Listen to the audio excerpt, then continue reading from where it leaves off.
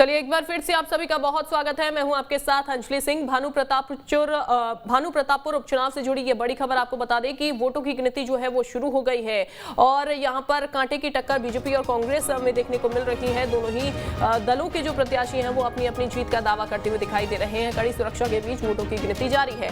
19 round चलेगी ये वोटों की गिनती, जिसमें 7 उम्मीदवार चुनावी मैदान में है। 14 टेबल जो है वो बना दी गई है और कड़ी सुरक्षा जो है वो यहाँ पर बना के रखी हुई है। दूसरी तरफ अगर बात की जाए तो यहाँ पर देखिए त्रिकोणीय मुकाबला जो है वो देखने को मिल रहा है। वोटों की गिनती 19 राउंड तक चलने वाली है, तो 19 राउंड तक वोटों की गिनती चलेगी। लेकिन यहाँ पर कौन जीतता है वो देखना होगा, जनता ने किस पर भरोसा जताया है वो देखना होगा।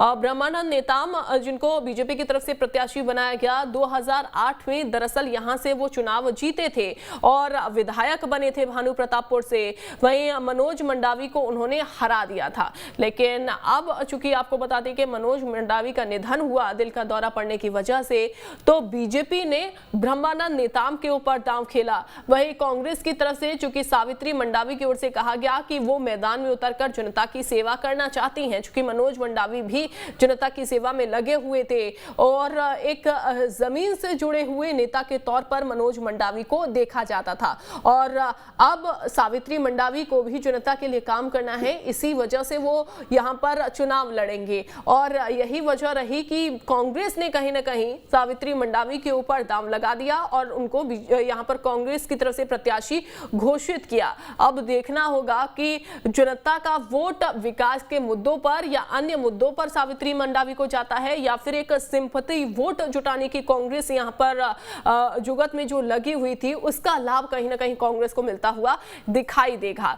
देखना होगा कि वहीं पर बीजेपी की तरफ से यहाँ पर जो वादे किए गए थे, जो यहाँ पर दावे किए गए थे, उस पर जीत हासिल होती है बीजेपी प्रत्याशी को या नहीं। दूसरी तरफ अगर हम बात करें तो यहाँ पर निर्दलीय प्रत्याशी को भी खड़ा किया गया सर्व आदिवासी समाज की ओर से, चूंकि आरक्षण का मुद्दा बहुत ज्यादा गूंजता हुआ दिखाई दिया था। आरक्षण की वजह से ही यहाँ पर जो निर्दलीय प्रत्याशी हैं उनको मैदान में उतारा गया था।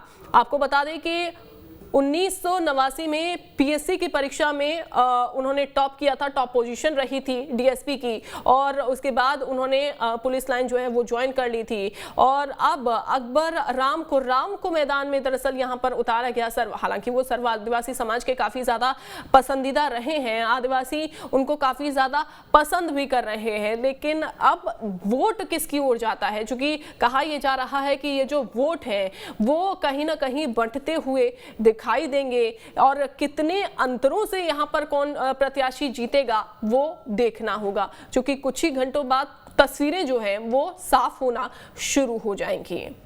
तो कड़ी सुरक्षा के मद्देनजर, कड़ी सुरक्षा के बीच ये जो गिनती है वोटों की वो चल रही है, मतपत्रों की गिनती जो है वो चल रही है। साथ ही साथ यहाँ पर प्रत्याशी जो है वो पहुँचना शुरू हो गए हैं अगर बात की जाए बीजेपी की तरफ से। और वहीं दूसरी तरफ समर्थकों में काफ़ी ज़्यादा यहाँ पर एक हलचल कह सकते हैं और एक यहाँ पर उत्साह देखने को मिल रहा है, चूँकि उनका कहना है, चूँकि बीजेपी की तरफ से अपनी अपनी जीत का दावा जो है वो किया जा रहा है। बीजेपी कह रही है कि उनके प्रत्याशी जो है वो जीत दर्ज करेंगे। वहीं सावित्री मंडावी की जीत का दावा कांग्रेस कर रही है और ये जरूर कहा गया है कि जश्न जो है वो मनाया जाएगा और उत्साहित है पूरे कार्यकर्ता और कांग्रेस के जितने भी समर्थक हैं इस समय, चूंकि उनको पता है कि सावित्री मंडावी ही जीत दर्ज करेंगे, चूंकि कांग्रेस की तरफ से ऐसा बयान सामने आ चुका है। मुख्यमंत्री भूपेश बघेल की तरफ से भी रैली जब वो की गई थी भानु प्रतापपुर में, तो उस दौरान उनकी तरफ से बयान सामने आया था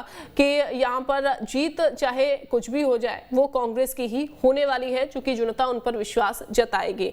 लेकिन जनता ने किसकी किस्मत का पिटारा इन पेटियों में बंद करके रखा हुआ है और वो बस थोड़ी देर में खुल जाएगा और पता चलेगा कि आखिरकार यहाँ पर जीत किसकी होती है।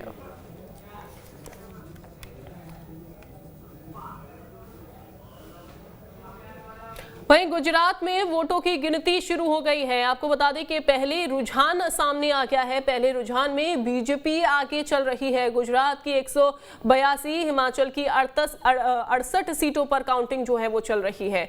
तो देखिए यहाँ पर पहले रुझान जो है वो सामने आया। पहले रुझान में बीजेपी आगे चल रही है और ताबड़तोड़ यहाँ पर जो रैलियां हैं वो की गई थी। जितने भी मंत्री थे, जितने भी दिग्गज नेता थे, इन रैलियों में उतर गए थे और एक स्टार प्रचारक के तौर पर जो जिम्मेदारी सौंपी गई थी बड़े बड़े दिग्गजों को, बड़े बड़े मंत्रियों को, वो पूरी करते हुए दिखाई दिए थे। तस्वीरें हमने देखी थी जब गुजरात चुनाव के दौरान, हालांकि मुख्यमंत्री भूपेश बघेल भी वहां पर पहुंचे हुए थे, लेकिन कहीं ना कहीं चूंकि सीधा मुकाबला कांग्रेस और बीजेपी में, लेकिन जीत किसकी होती है। लेकिन पहला रुझान जो सामने आया है उसमें यह पता लगा है कि बीजेपी जो है वो आगे चल रही है। गुजरात की 182 और हिमाचल की 68 सीटों पर काउंटिंग जारी है। तो कड़ी सुरक्षा के बीच यहां पर भी वोटिंग जो हुई थी उसकी काउंटिंग जो है वो चल रही है। वोटों की गिनती जो है वो की जा रही है। तस्वीरें लगातार आपको दिखा रहे हैं। इसके अलावा सुरक्षा के पुख्ता इंतजाम पहले ही कर लिए गए और यहाँ पर एक उत्साह जो है वो बीजेपी में बना हुआ है, क्योंकि बीजेपी पहले ही अपनी जीत का दावा कर चुकी है। लेकिन ये देखना होगा कि आखिरकार जो चुनाव है, चूंकि यहाँ पर किसके बल पर लड़ा गया, जो मुद्दे रहे वो कौन से ज्यादा अहम रहे और जनता ने किस मुद्दों को लेकर विश्वास जो है वो जताया है। लेकिन वहीं दूसरी तरफ अगर बात की जाए, चूंकि कहा यह जा रहा है कि जो गुजरात में चुनाव हुए हैं वो यहाँ पर जमीनी मुद्दों को लेकर नहीं, सिर्फ प्रधानमंत्री नरेंद्र मोदी के चेहरे पर ही लड़ा गया है।